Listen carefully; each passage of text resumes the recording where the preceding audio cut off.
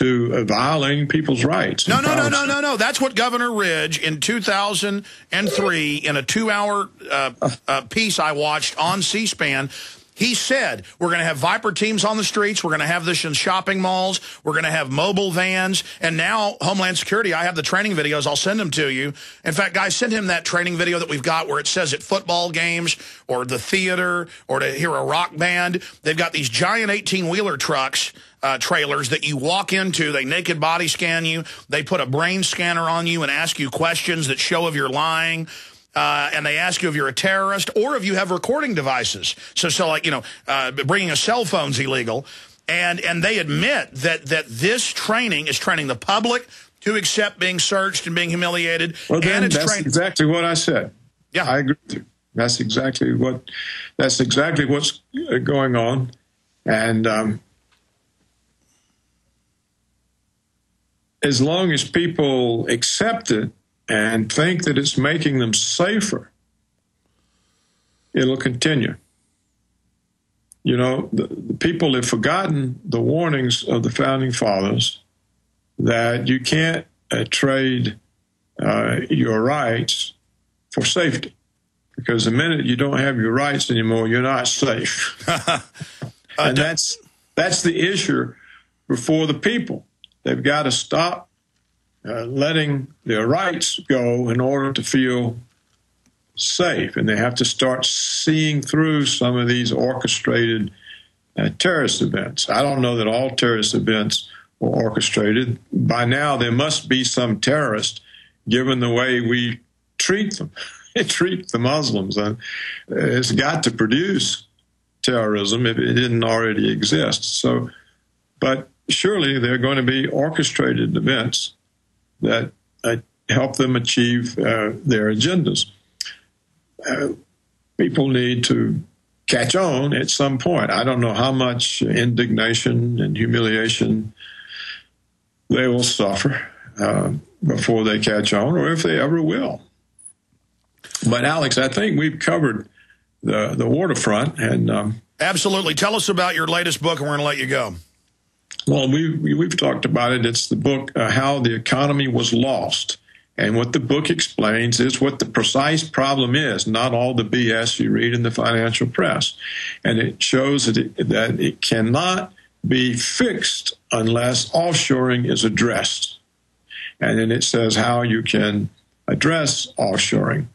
And, of course, it shows there's a rise of a new class of robber barons that essentially are doing all the things you say, ripping off the people, worsening the income distribution in the favor of a few mega rich.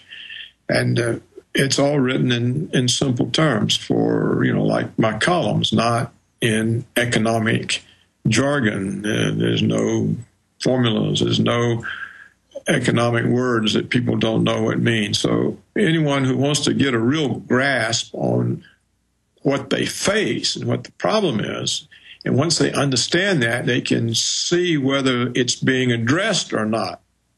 See, if you're in a situation when things are going to hell, it helps you know whether or not the authorities are actually succeeding in addressing the real problem, or are they addressing some made-up problem, Phantom Menace, misdiagnosed problem, or are they creating problems with their solution? So the book is helpful to people, and it's not, it's inexpensive. It doesn't cost anything. Absolutely, and in all your stories at Infowars.com and PrisonPlanet.com, there's a link to Amazon to get it, and we'll put it back up on screen, too, for TV viewers at PrisonPlanet.tv, so people can actually see the cover of the book.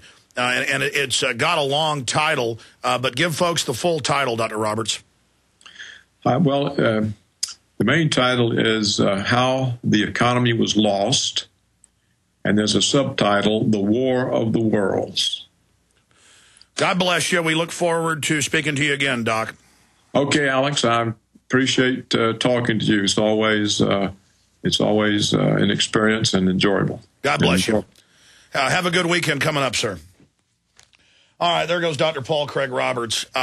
Look, what happens is I read through all this news, and then I get on air, and it's just like, oh, do I want to tell them about this? But I want to go to Carlos, Joe, Mark, Wilson, Joe, and others that are patiently holding there.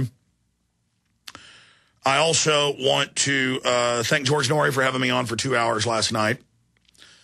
And I hope I did a good job. I've never been on Coast to Coast AM while I'm sick. But people, I've been getting emails, think it was the best interview I ever did. So I guess it's good when I'm sick. So I just shut up a little bit. Excuse me. But I'm just completely overwhelmed.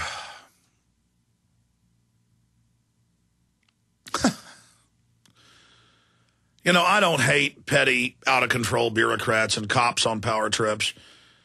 You know, 10 years ago, I hated them. And because I was more primitive then. I'm still primitive. Now I just feel sorry for them. And I feel sorry for how they dehumanize themselves in what they do. And even worse is the people that are sellouts. You know, all I've got is my word. All I've got is my integrity, and that's why the system always attacks it, because they know I've got it. They always want to undermine that, just like with Ron Paul, who I know has 100% integrity. 100%. I mean, he's totally real. Rand, I think, is a good guy, but we'll watch. But I wouldn't sell my integrity. It doesn't mean I'm perfect. I make mistakes and then later see it and go, whoa, I shouldn't have done that. But most people now that are in the power structure, they don't even think about it. They say, that's the ladder to power. That's the ladder to money. That's the ladder to status. And they go, okay. I mean, they are diving after the brass ring, but it's a ring of enslavement. I had read this before, but Aaron Dykes brought it into me. It's out of Bloomberg today. Geithner visited Jon Stewart in April, though not for laughs. And Geithner met with him secretly, and they said, you're influential. We want your help with things. And you notice that it goes on to say that the CEO of the New York Stock Exchange is his brother.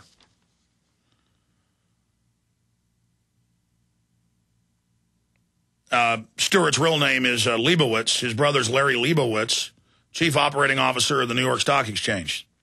So COO, not CEO, excuse me. Chief Operating Officer.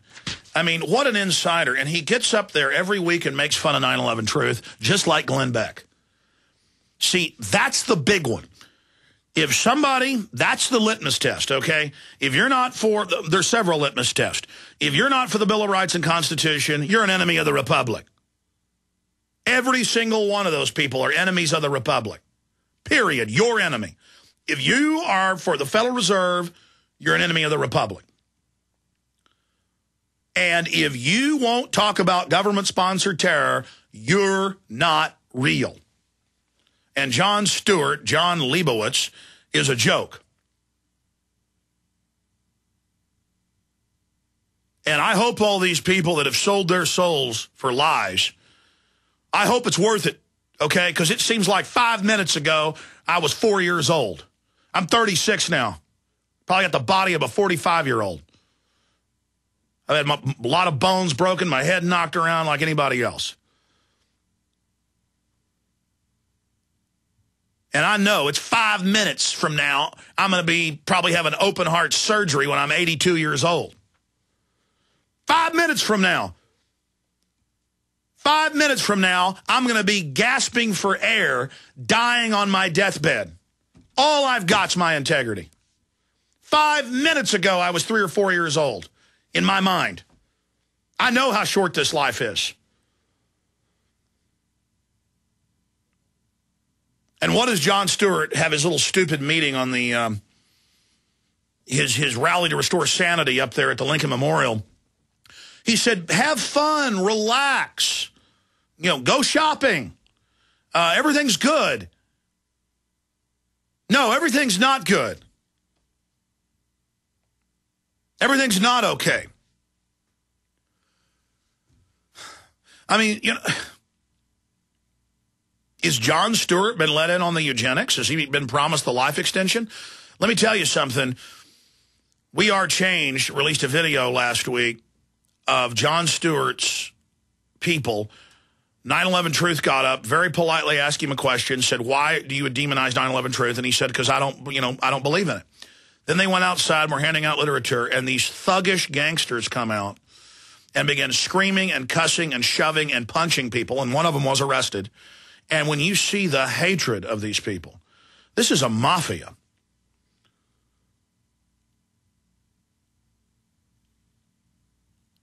And to hear all these people tell me how good Jon Stewart is because he makes jokes about everybody. So some guy who likes to bully people around and who enjoys bullying people. I mean, let me tell you something.